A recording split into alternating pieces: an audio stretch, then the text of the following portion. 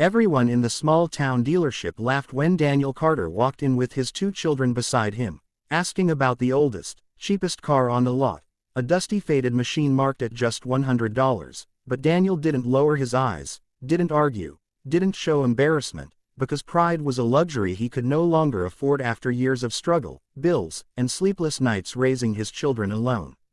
The dealership sat on the edge of town, where bright banners waved in the wind and shiny new vehicles reflected sunlight like mirrors, but tucked in the far corner behind rows of polished SUVs was an old forgotten car, covered in dust, flat tires leaning slightly to one side, looking more like junk than transportation. Daniel's son Noah, 8 years old, pointed at it and asked softly, "Dad, does that one still run?" Daniel smiled, though his eyes carried exhaustion, and replied, "Maybe, buddy, maybe that's all we need." Inside the office stood Vanessa Hale, the dealership manager, dressed in a sharp suit, expensive heels clicking across the tile floor, carrying the kind of confidence that often comes from never hearing the word no. When Daniel approached her desk and asked about the $100 car outside, she looked him up and down, noticing his worn jacket, faded shoes, and the lunchbox his daughter Lily still held in her hand. "That car," she said with a laugh loud enough for the sales team to hear, "Sir, it barely qualifies as a car." The room chuckled. Daniel remained calm. "If it runs, I'd like to buy it." Vanessa smirked. "You're serious?" "Yes." Another salesman whispered, "Maybe he wants it for scrap metal." More laughter followed. Daniel's daughter gripped his hand tighter. Vanessa leaned back in her chair and said, "Listen, sweetheart, maybe try the bus station instead. This isn't a charity." The laughter became louder. For a moment, silence filled Daniel's chest heavier than anger ever could, but he looked down at his children and chose dignity over rage. "I'm paying cash," he said quietly, placing 5 wrinkled $20 bills on the desk. That ended the laughter for a second. Vanessa rolled her eyes, snatched the money, and tossed the keys onto the counter. "No warranty, no complaints, no refunds. If it dies in the parking lot, that's your problem." Daniel nodded, picked up the keys, and thanked her. The salesman stared in disbelief as he walked outside. Noah whispered, "Dad, why were they mean?" Daniel crouched beside him and said, "Because some people think money makes them better than others. It doesn't." He opened the creaky door, helped his children inside, then slid behind the wheel. The seat was torn, the dashboard cracked, and the smell of old leather mixed with dust, but when he turned the key, the engine coughed, shook violently, then roared awake. Noah cheered. Lily clapped. Daniel smiled for the first time that week. He drove away slowly, leaving behind a parking lot full of people who believed they had witnessed a joke. They had no idea history had just rolled off their lot. That evening, Daniel parked the car outside his small rented home. After putting the children to bed, he returned outside with a flashlight and cloth. He studied the steering wheel. The stitching was handmade. The dash carried old custom gauges. The frame lines were unlike anything ordinary. Daniel opened the hood and froze. Stamped into the engine block was a serial number he hadn't seen in years.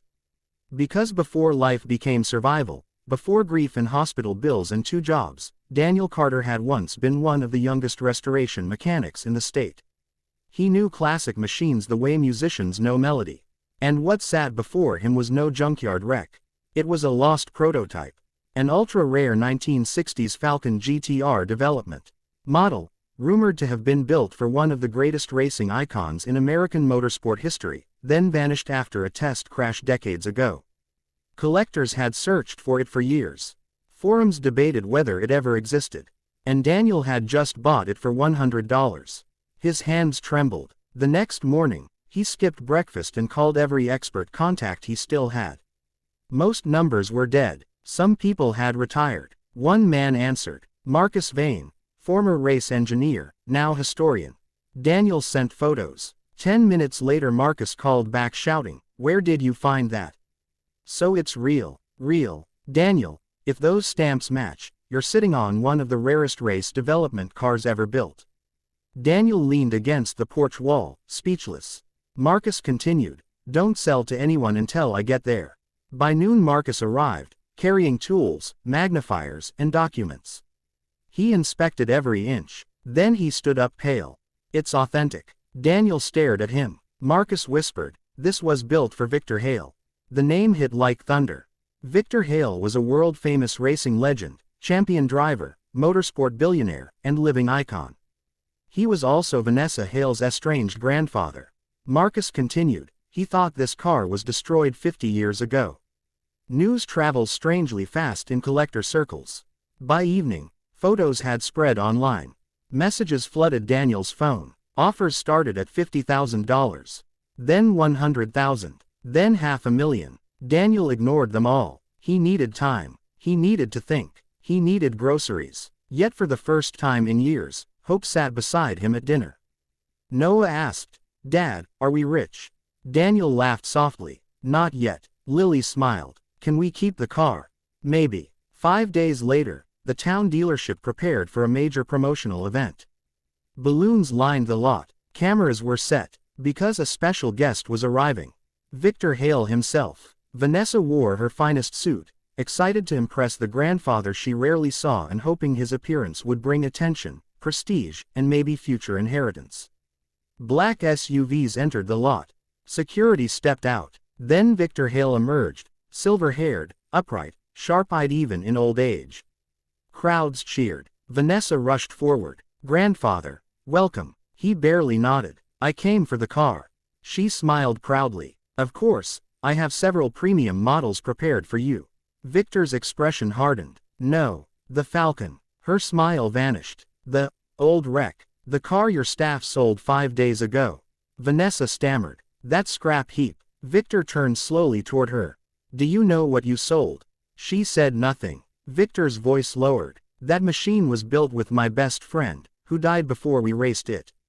We searched for decades." The cameras kept rolling. Employees stood frozen. Vanessa whispered, "I didn't know." Victor replied, "You didn't ask." Then a modest old sedan entered the lot. Daniel stepped out with Noah and Lily. Behind him came the restored Falcon, polished just enough to reveal its shape, still rough but glorious. The crowd gasped. Victor walked forward slowly, eyes wet. He touched the hood like greeting an old friend. "I never thought I'd see you again," he whispered. Daniel handed him the original badge he had cleaned the night before. Victor looked at Daniel. "You found what money could not." Vanessa approached nervously. "Sir, perhaps we can negotiate through the dealership." Victor raised a hand. "No." Silence. He turned to Daniel. "What do you want for it?" Daniel looked at his children. Then at the man whose memories clearly lived inside the machine. "I know it belongs with someone who loves it." Victor nodded. "Name your price." Daniel hesitated. "I just want enough to give them a stable life." Victor smiled. Sadly, "That is worth more than any trophy." He signaled his assistant. The man opened a folder. Victor said clearly, "For everyone to hear, $5 million, plus full college trusts for both children, plus a lifetime consulting position in my restoration division if you want it." The crowd erupted. Vanessa nearly collapsed. Daniel stood speechless. Noah shouted, "Dad, say yes." Laughter, warm this time, moved through the crowd.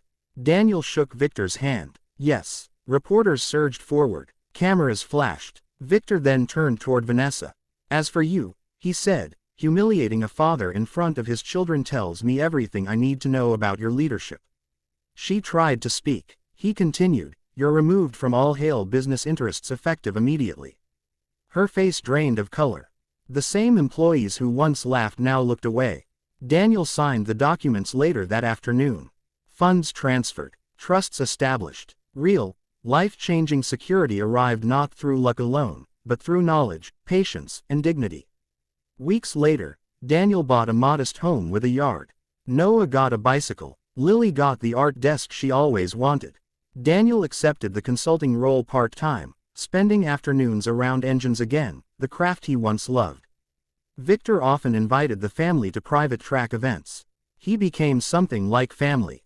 One evening, while watching the restored Falcon circle a historic track, Victor asked Daniel, "Why didn't you get angry that day?" Daniel thought for a moment. "Because my kids were watching. I wanted them to learn that humiliation only wins if you carry it home." Victor smiled. "That may be wiser than anything I learned in racing." As the sun set, the engine's roar echoed across the track.